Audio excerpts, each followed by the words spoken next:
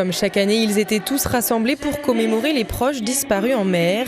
Famille, amis ou anonymes, tous fidèles à la tradition. Saint-Leu, la famille qui était morte en mer.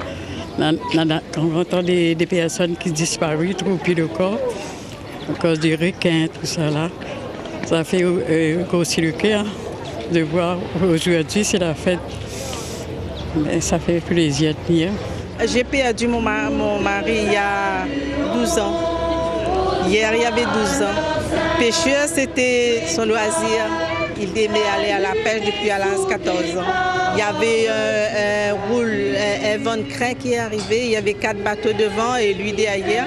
Il n'a pas pu rentrer. Une messe émouvante avec une bénédiction du matériel.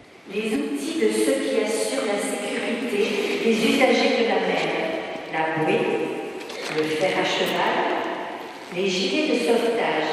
Suivi d'une procession et d'un dépôt de gerbes en pleine mer. C'est important de commémorer ceux qui ont disparu, d'une part pour que le Seigneur donne une consolation, que le Seigneur aide dans l'épreuve, et ensuite toujours faire mémoire de nos défunts. Nous restons en lien avec notre famille du ciel, avec la famille de la terre. Rendre hommage à un métier difficile, celui de pêcheur, le moment aussi de demander la protection de la Sainte Vierge. Que le Seigneur vous bénisse dans vos activités.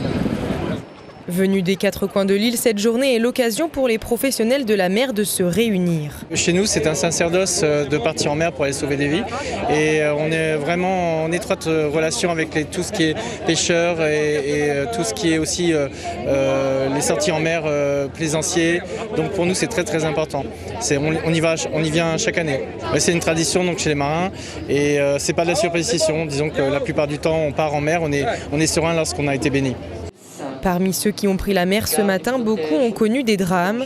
Tous tenaient à être présents pour garder le souvenir de ceux que la mer a pris, mais n'a jamais rendu.